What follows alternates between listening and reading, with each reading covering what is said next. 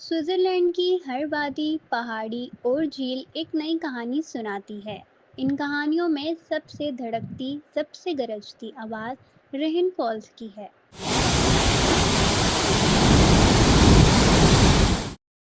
Europe की सबसे बड़ी आबशार रेन फॉल शॉफहाउजन के करीब वाक़ है और यूरोप के 5 ममालिक से बहने वाले दरियाए राइन पर बहती है। आबशार के किनारे एक कदीम किला वाक़ है जिसे शुलूस लाफन कहा जाता है।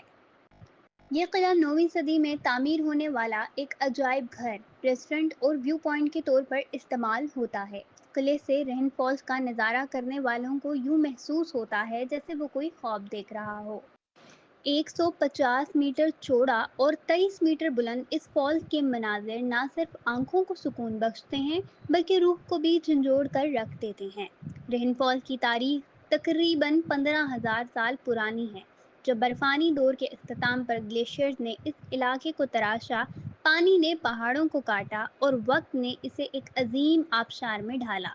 तब से लेकर आज तक ये आबशार इंसानी तारीख, सकाफत और फितरत के मिलाप की जिंदा मिसाल है।